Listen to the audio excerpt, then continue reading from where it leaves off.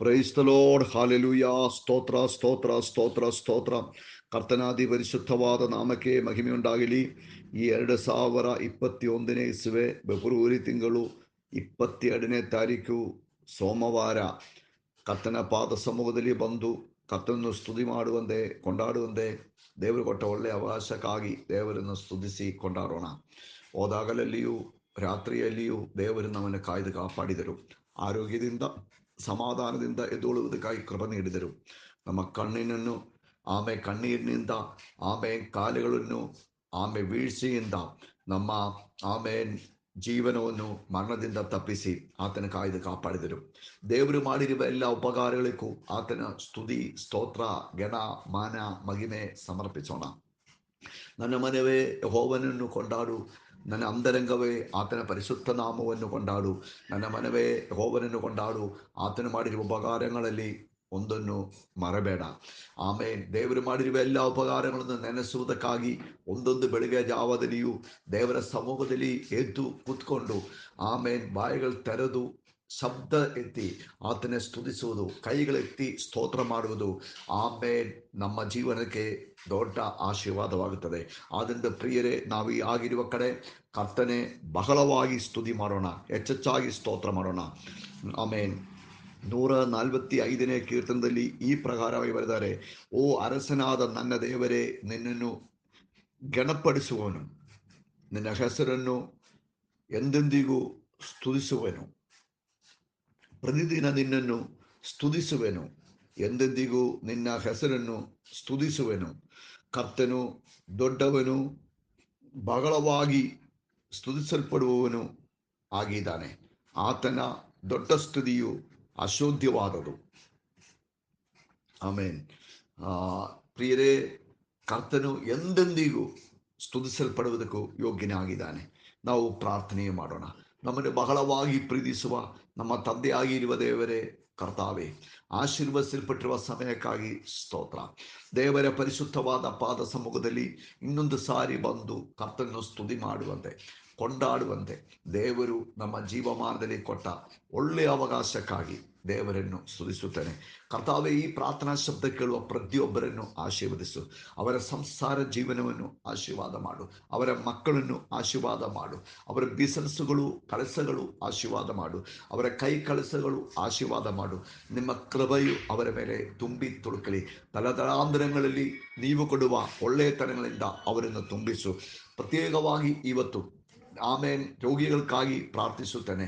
ರೋಗಿಗಳು ಸೌಖ್ಯವಾಗಲಿ. ಮೈಗ್ರೀನ್ ಕಾಯಿಲೆಗಳು ಯೇಸುವಿನ ನಾಮದಲ್ಲಿ ಸೌಖ್ಯವಾಗಲಿ. ಹೆಡ್ ಏಕ್ಗಳು ಸಂಪೂರ್ಣ ಬಿಡುಗಡೆ ಹೊಂದಿಕೊಳ್ಳಲಿ. ಅದೇ ಪ್ರಕಾರವಾಗಿ ಬಿಪಿಯ ರೋಗಗಳು ಯೇಸುವಿನ ನಾಮದಲ್ಲಿ ಕಂಟ್ರೋಲ್ ಆಗಿ ಪೂರ್ಣವಾಗಿ ನಾರ್ಮಲ್ ಆಗಲಿ. ಕೋವಿಡ್-19ಗಳು ಯೇಸುವಿನ ನಾಮದಲ್ಲಿ ಸೌಖ್ಯವಾಗಲಿ. ದೇವರೇ, ಜೀವನದ ಮುಂದೆ ಹಲವಾರು ಅಡೆತಡೆಗಳು, ಕೆಲಸದಲ್ಲಿ ಅಡೆತಡೆ, ಬಿಸಿನೆಸ್ಸಲ್ಲಿ ಅಡೆತಡೆ, ಮನೆ ಕಟ್ಟಲು ಅಡೆತಡೆ, ಎಲ್ಲ ವಿಷಯಗಳಲ್ಲಿಯೂ ಯೇಸುವಿನ ನಾಮದಲ್ಲಿ ಇವತ್ತು ಸಂಪೂರ್ಣವಾದ ಒಂದು ಬಿಡುಗಡೆಯು ಉಂಟಾಗುವಂತೆ ಪ್ರಾರ್ಥಿಸುತ್ತೇನೆ ಸ್ವಾಮಿ. ದೇವರೇ, ಅದ್ಭುತಕರವಾದ ಒಂದು ಬಿಡುಗಡೆಯು ಇವತ್ತು ನಿಮ್ಮ ಜನರಿಗೆ ಕೊಡುವುದಕ್ಕಾಗಿ ಸ್ತೋತ್ರ ಮಾಡುತ್ತೇನೆ. ಕರ್ತಾವೆ, ಗ್ಯಾಸ್ಟ್ರಿಕ್ಕಿನ ರೋಗಗಳು ಯೇಸುವಿನ ನಾಮದಲ್ಲಿ, ಅದು ಸಂಬಂಧವಾದ ಕಾಯಿಲೆಗಳು ಯೇಸುವಿನ ನಾಮದಲ್ಲಿ ಇವತ್ತು ಸೌಖ್ಯವಾಗ್ತಾ ಇದೆ. ನನ್ನ ಕರ್ತರು ಹಲವಾರು ವರ್ಷಗಳಾಗಿ ಬಿಡುಗಡೆ ಇಲ್ಲದ ಮಲಗಿರುವ ವ್ಯಕ್ತಿಗಳನ್ನು ಮುಟ್ಟಿ ಪೂರ್ಣ ಬಿಡುಗಡೆ ಕೊಟ್ಟು ಆತನ ನಾಮವನ್ನು ಗಣಪಡಿಸುವಾಗಲಾಗಿದೆ. ಕರ್ತನು ಇವತ್ತು ಬಿಡುಗಡೆ ಕೊಡ್ತಾರೆ. ದೇವರ ನಾಮವು ಮಹಿಮೆಯಾಗಲಿ. ಕರ್ತನ ಕಾರ್ಯದಲ್ಲಿ ಸಂಪೂರ್ಣ ಒಪ್ಪಿಸುತ್ತೇನೆ. ಕರ್ತಾವೇ, ಇವತ್ತು ನಡಿಬೇಕಾಗಿರುವ ಬೈಬಲ್ ಸ್ಟಡಿಗಳಿಗಾಗಿ ಸ್ತೋತ್ರ. ಅದು ತುಂಬಾ ಆಶೀರ್ವಾದವಾಗಿ ನಡೆಯುವಂತೆ, ಅದರಲ್ಲಿ ಪಾಲುಗಾರಾಗುವ ಪ್ರತಿಯೊಬ್ಬರು ರೋಗ ಶಾಂತಿ ಹೊಂದಿಕೊಳ್ಳುವಂತೆ ಪ್ರಾರ್ಥಿಸುತ್ತೇನೆ ಸ್ವಾಮಿ. ದೇವರೇ, ನೀವೇ ನಿಮ್ಮ ವಾಕ್ಯ ಮೂಲಕವಾಗಿ ಮಾತನಾಡು. ನಿಮ್ಮ ಶಬ್ದವನ್ನು ಕೇಳುವುದಕ್ಕಾಗಿ ಕೃಪೆ ನೀಡು ಸ್ವಾಮಿ. ದೇವರೇ, ಪ್ರಾರ್ಥನೆ ಕೇಳುವುದಕ್ಕಾಗಿ ಸ್ತೋತ್ರ. ಯೇಸು ಕ್ರಿಸ್ತನ ಮುತ್ತುನಾಮದಲ್ಲಿ ತಂದೆ. ಪ್ರಿಯರೇ, ಇವತ್ತು ಸಾಯಂಕಾಲ ನಮಗೆ ಬೈಬಲ್ ಸ್ಟಡಿ ಉಂಟು. ಇಂಡಿಯನ್ ಟೈಮ್ 9:00 ನೀವು ಪಾಲುಗಾರಾಗಬೇಕು ಎಂಬುದಾಗಿ ಕರ್ತನ ನಾಮದಲ್ಲಿ ಬೇಡಿಕೊಳ್ಳುತ್ತೇನೆ. ಇವತ್ತಿನ ಚಿಂತಕ್ಕಾಗಿ ಆದಿಕಾಂಡ 22:14. ಅಬ್ರಹಾಮನು ಆ ಸ್ಥಳಕ್ಕೆ ಯೆಹೋವಾಯಿರೆ ಎಂದು ಹೆಸರನ್ನು ಇಟ್ಟಿದ್ದರಿಂದ ಕರ್ತನ ಪರ್ವತದಲ್ಲಿ ಅದು ಕಾಣಲ್ಪಡುವುದು ಎಂದು ಇಂದಿನವರೆಗೂ ಕೇಳುತ್ತಾರೆ. ಆಮೇನ್. ನೋಡಿ, and Abraham called in the name of that place Jehovah Jireh, as it is said to this day, in the mount of the Lord it shall be seen. ಇದು ನಂಬಿಕೆಯ ಒಂದು ಮಾತು, ನಂಬಿಕೆಯ ಒಂದು ಆಮೇನ್ ಜೀವನ. ಅಬ್ರಹಾಮನು ದೇವರಿಂದ ಕರೆಯಲ್ಪಟ್ಟು 25 ವರ್ಷ ಕಾಲ ದೇವರ ವಾಗ್ದಾನಕ್ಕಾಗಿ ಕಾದಿತ್ತು. ದೇವರೊಂದು ಮಗುವಿനെ ಕೊಟ್ಟರು. ಆ ಮಗು ಯೌವನಸ್ಥನಾದಾಗ ದೇವರು ಅವನನ್ನು ಮೋರಿಯಾದ ಬೆಟ್ಟ ಮೇಲೆ ಯಜ್ಞವಾಗಿ ಸಮರ್ಪಿಸು ಎಂಬುದಾಗಿ ಅಬ್ರಹಾಮನ ಹತ್ರ ಹೇಳಿದರು. ದೇವರು ಹೇಳಿದಾಗ ಅಬ್ರಹಾಮನು ನಂಬಿಕೆಯಿಂದ ಮಗನೇ ಕರ್ಕೊಂಡು ಮೋರಿಯಾ ಬೆಟ್ಟಕ್ಕೆ ಹೋದರು. ಮೋರಿಯಾ ಬೆಟ್ಟಕ್ಕೆ ಹೋಗುವಾಗ ಇಸಹಾಕು ತಂದೆ ಹತ್ರ ಕೇಳಿದರು, ಅಪ್ಪ, ಸೌದೆ ಇದೆ, ಬೆಂಕಿ ಇದೆ, ಮತ್ತೆ ಯಜ್ಞಪೀಠಕ್ಕೆ ಬೇಕಾಗಿರುವ ಕುರಿಯಲ್ಲಿ, ಯಜ್ಞ ಮಾಡಬೇಕಾಗಿರುವ ಕುರಿಯಲ್ಲಿ.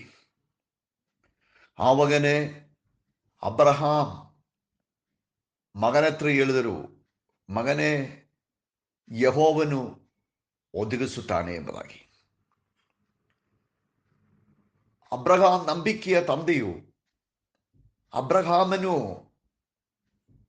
ಆ ನಂಬಿಕೆಯ ಕಣ್ಣಿನಿಂದ ಮುಂಚಿತವಾಗಿ ಗೊತ್ತಿದ್ದರು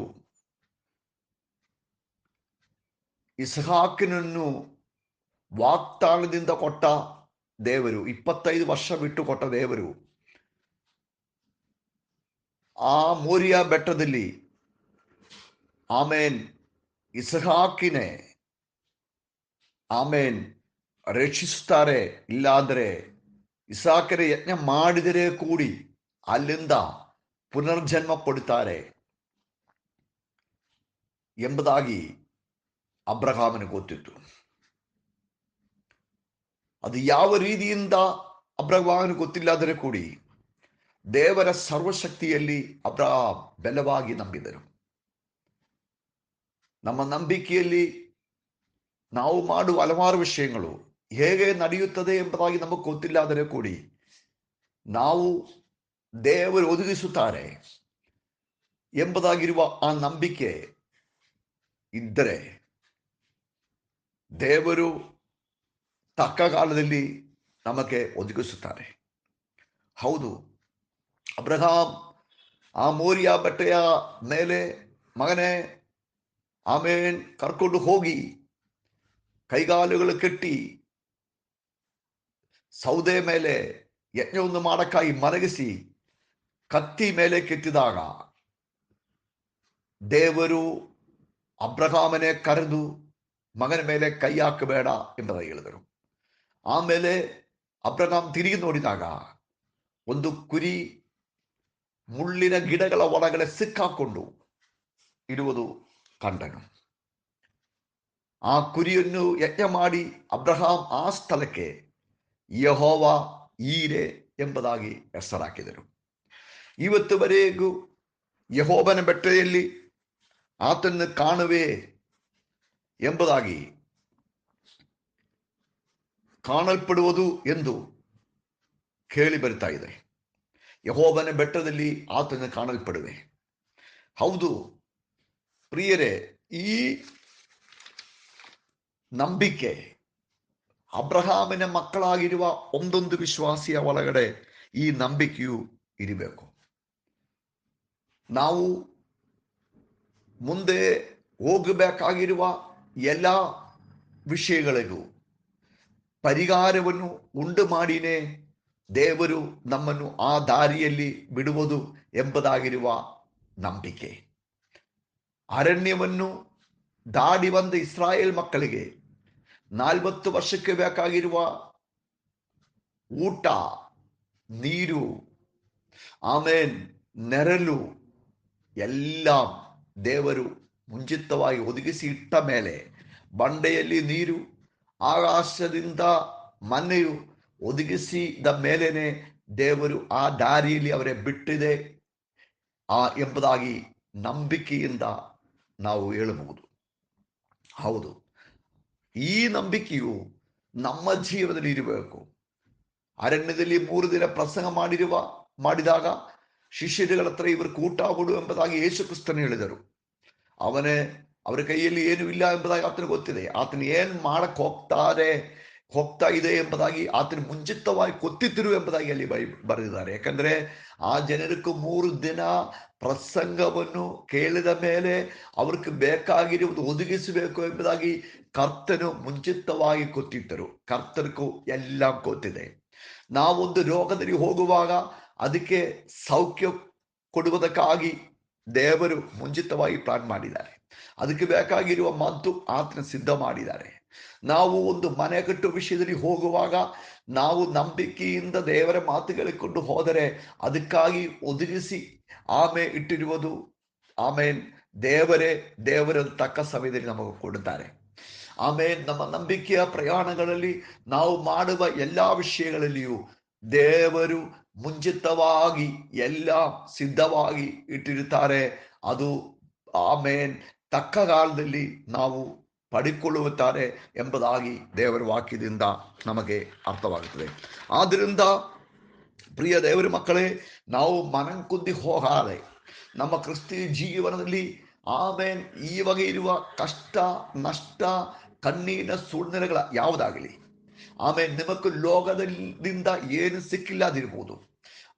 ಒಂದು ವೇಳೆಯಲ್ಲಿ ತಂದೆಯ ತಾಯಿಯ ಆಸ್ತಿ ಸಿಕ್ಕಿಲ್ಲದಿರ್ಬೋದು, ಸ್ವಂತದವರು ಮಾಡಬೇಕಾಗಿರುವ ಕಾರ್ಯಗಳು ಮಾಡಿಲ್ಲದಿರ್ಬೋದು, ಲೋಕದಿಂದ ಹಲವಾರು ಅನ್ಯಾಯಗಳು ನಡೆದಿರ್ಬೋದು ನಿಮ್ಮ ಜೀವನದಲ್ಲಿ.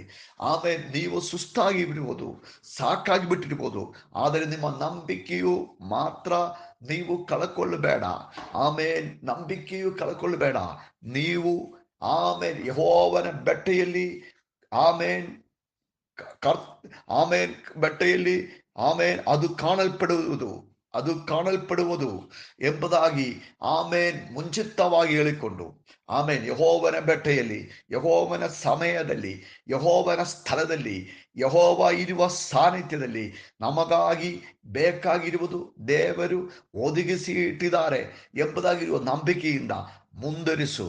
ನಿಮ್ಮ ಬಿಸಿನೆಸ್ಗೆ ಬೇಕಾಗಿರುವ ಹಣವನ್ನು ದೇವರು ಅಲ್ಲೇ ಒದಗಿಸಿ ಇಟ್ಟಿದ್ದಾರೆ. ಅದಕ್ಕೆ ಬೇಕಾಗಿರುವ ದಾರಿಗಳು ದೇವರು ಅಲ್ಲೇ ಸಿದ್ಧ ಮಾಡಿ ಇಟ್ಟಿದ್ದಾರೆ. ಅಲ್ಲಿ ದೇವರು ನಿಮ್ಮ ಕೆಲಸಕ್ಕೆ ಬೇಕಾಗಿರುವ ಜಾಗ ಸಿದ್ಧವಾಗಿ ಇಟ್ಟಿದ್ದಾರೆ. ಅಲ್ಲಿ ನಿಮ್ಮ ಮನೆ ಕಟ್ಟಿ ಮುಗಿಸಬೇಕಾಗಿರುವುದು, ನಿಮ್ಮ ಮಕ್ಕಳ ಮದುವೆಗೆ ಬೇಕಾಗಿರುವ ಹಣವು ದೇವರು ಆ ಮಗು ಹುಟ್ಟುವುದಕ್ಕೆ ಮುಂಚೆನೆ ಅದು ಬೇಕಾಗಿರುವುದೆಲ್ಲ ಸಿದ್ಧ ಮಾಡಿ ಇಟ್ಟಿರುವ ದೇವರಾಗಿದ್ದಾರೆ.